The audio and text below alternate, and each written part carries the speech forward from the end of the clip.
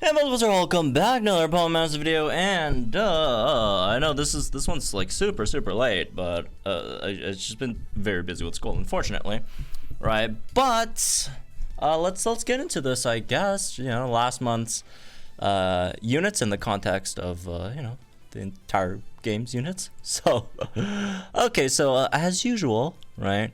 Blah blah blah. This stuff. Read it maybe, or not, I guess. And okay, let's get into the units. So a lot of really good stuff that we got this month, right, in terms of the Calc.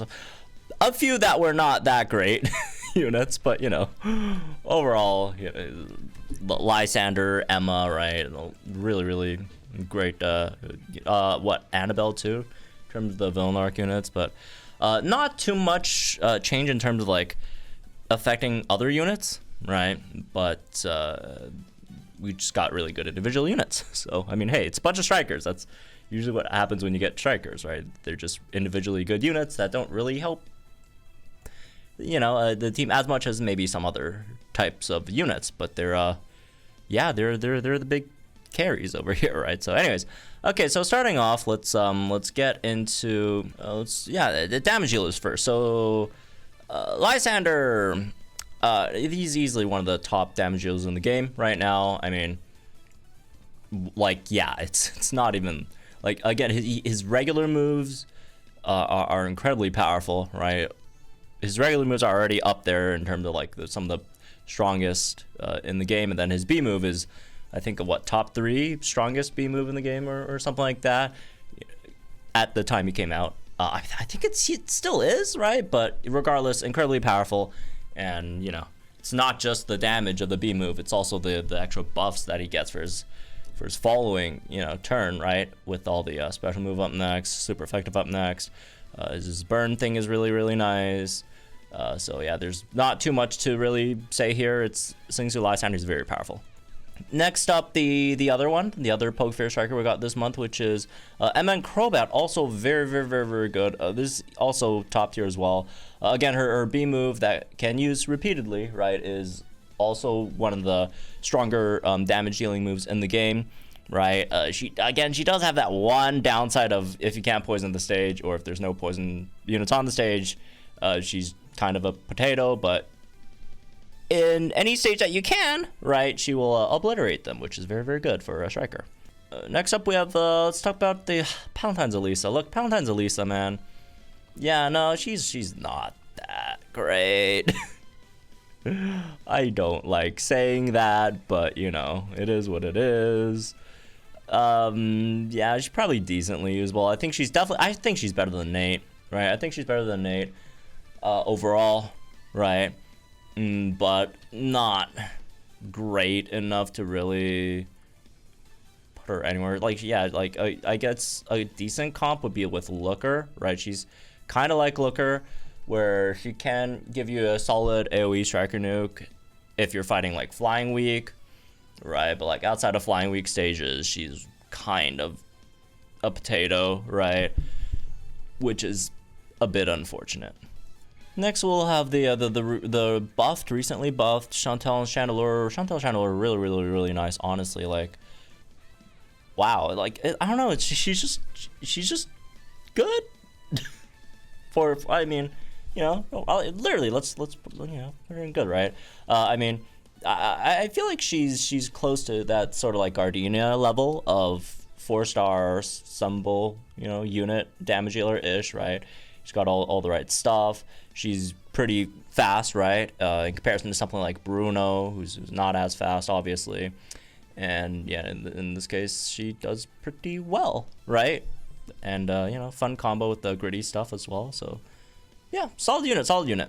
Next up, another unit that got a buff this month as well. If I could find her, oh, there she is. Elesa. Honestly, it's a good buff. It's a good buff.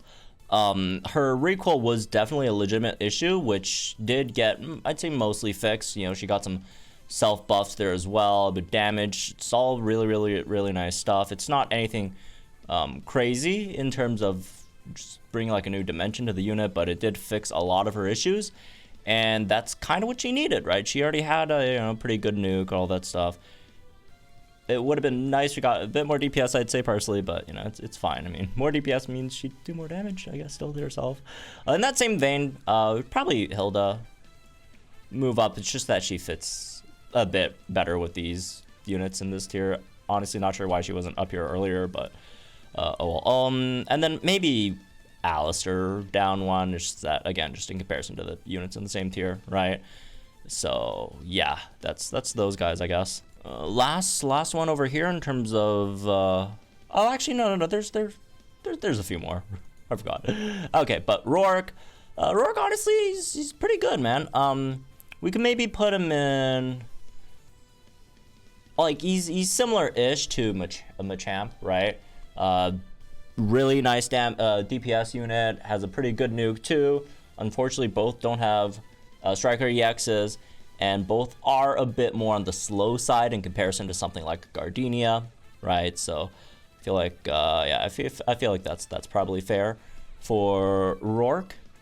Next up for the, I guess one of the last ones to get buffed this month, which is Alder Volcarona. And Alder Volcarona is... he's good, man. He's good. He's good. He's old, you know, literally, and also in terms of like when he came out. But this buff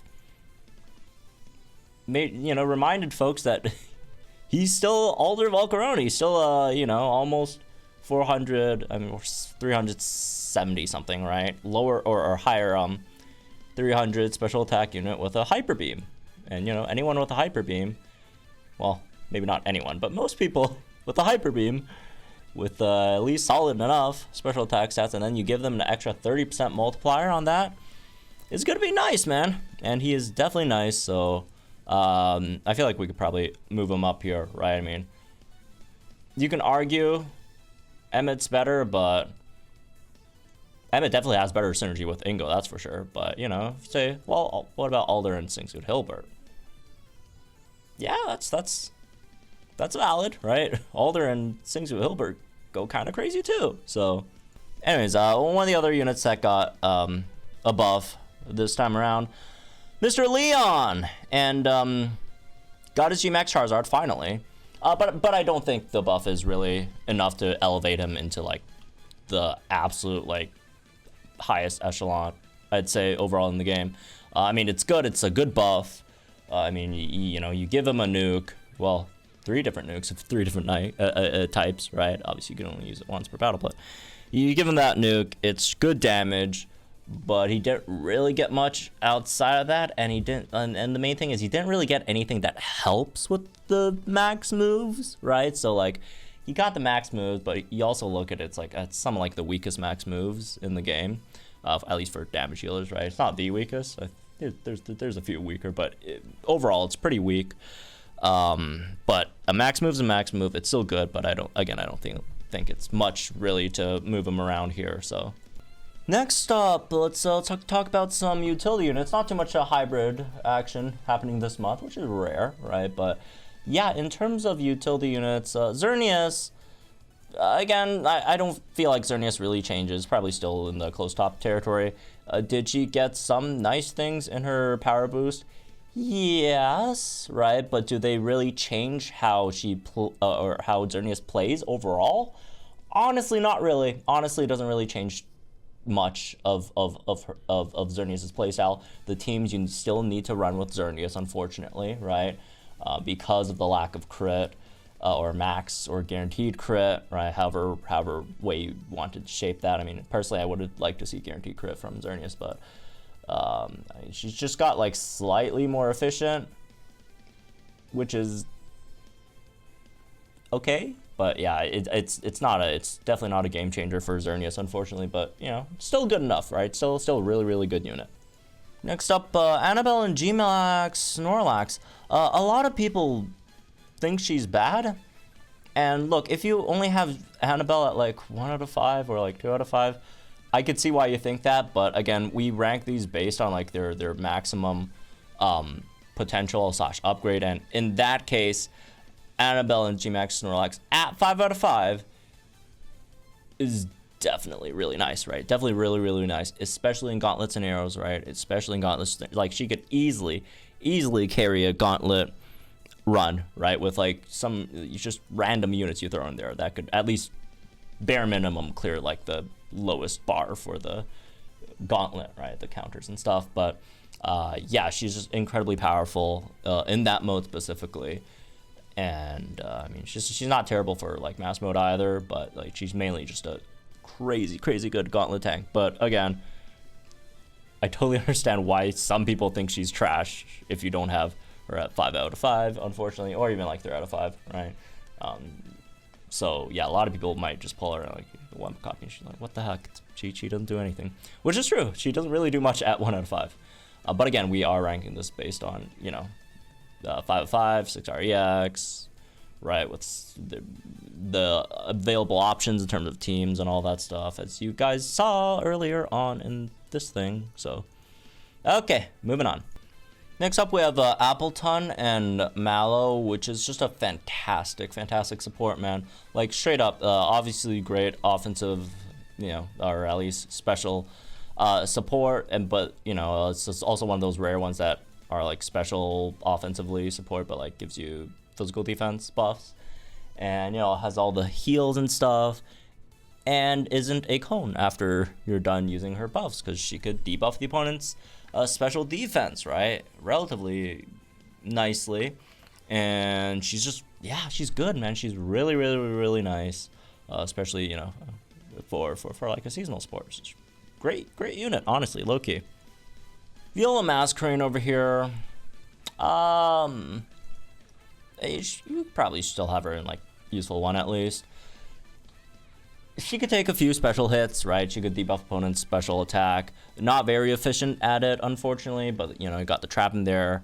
I don't think her EX really changes anything in terms of, you know, the unit overall. She's not that great of a nuker, sadly. So, yeah. But you know, she's still Viola. She got the EX. It doesn't really mean too much, unfortunately. Next up, the Lodge Morty and Ghastly, which is honestly really nice, man. Like, this Lodge Morty and Ghastly is just a really solid, like, offensive buffer.